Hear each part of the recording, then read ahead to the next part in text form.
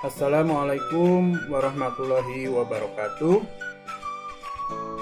Halo adik-adik, bagaimana kabar kalian? Semoga kalian selalu baik-baik saja, selalu sehat ya. Kali ini kita jumpa lagi dalam video pembelajaran PAI di channel YouTube Dewa Wisnu Wardana. Dan pada kesempatan kali ini atau video pembelajaran kali ini kita akan sama-sama belajar tentang indahnya sholat tarawih dan tadarus Al-Quran. Pada video kali ini kita akan bersama dengan Nanang Faisal Maryuki, Sarjana Pendidikan Islam. Nah, ini video media pembelajaran ini disusun oleh saya untuk memenuhi salah satu tugas kegiatan PPG PAI modul perangkat dan media pembelajaran. Video ini mengambil materi kelas 5 SD semester genap, yaitu materi bab sholat tarawih dan tadarus Al-Quran. Jadi ini ya, video ini selain untuk pembelajaran kita, ini juga untuk memenuhi salah satu tugas PPG PAI modul perangkat dan media pembelajaran. Nah, ini adalah penyusun dari media pembelajaran ini ya. Disusun oleh Nanang Faisal Maryuki, Sarjana Pendidikan Islam, adalah guru PAI di SD Negeri Teganing Kokap, Kulon Progo, juga mahasiswa PPG dalam jabatan UIN Sunan Kalijaga Yogyakarta tahun 2022. Oke, langsung saja ya kita lanjut ke materinya. Apakah sholat tarawih itu? Nah, ada yang tahu nggak apa itu sholat tarawih? Nah, jadi sholat tarawih adalah sholat malam yang dikerjakan pada malam hari di bulan Ramadan. Jadi sholat tarawih itu hanya ada atau hanya dikerjakan pada malam hari bulan Ramadan saja. Kalau di bulan yang lain selain bulan Ramadan tidak ada sholat tarawih ya. Nah, sholat tarawih ini sangat dianjurkan. Boleh dikerjakan sendiri-sendiri atau juga berjamaah. Dilakukannya sesudah sholat isya sampai waktu fajar. Rokaatnya dari sholat tarawih ini boleh dilakukan 8 rokaat dan juga boleh 20 rokaat. Terus apa sih hukum dari sholat tarawih itu? Nah, ini sholat tarawih itu hukumnya adalah sunnah muakkad. Artinya apa? Yaitu sunnah yang dianjurkan untuk dikerjakan. Bagaimana cara mengerjakannya?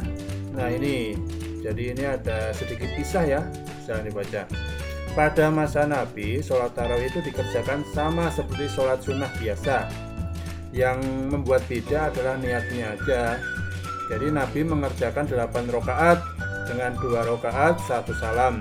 Selanjutnya dilanjutkan dengan sholat witir sebanyak 3 rakaat. Kemudian pada masa Khalifah Umar bin Khattab, sholat tarawih dikerjakan sebanyak 20 rakaat. Dilaksanakan dengan 2 rakaat 1 kali salam, lalu ditambah dengan sholat witir 3 rakaat dengan 2 kali salam. Setelah sholat tarawih diteruskan dengan sholat witir ya. Sholat witir ini sangat diutamakan. Bilangan rakaatnya harus ganjil, boleh 1, terus berapa? 3, 5, 7, 9 atau 11 rakaat.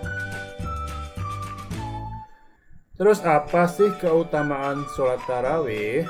Nah, jadi ini keutamaan sholat tarawih diantaranya adalah sebagai berikut. Dapat menambah ketaatan kita kepada Allah Subhanahu wa Ta'ala. Itu yang pertama. Yang kedua, Allah akan mengampuni dosa-dosa kita.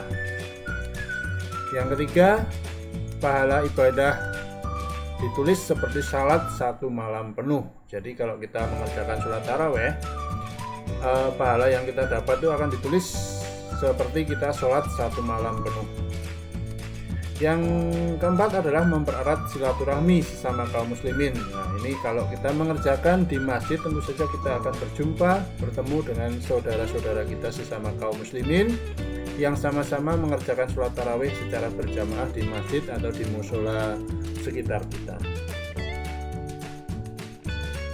Selanjutnya ini sudah sampai ke tadarus Al-Quran. Jadi apakah tadarus Al-Quran itu? Bisa kalian saksikan ya, ini di gambar samping kanan ini.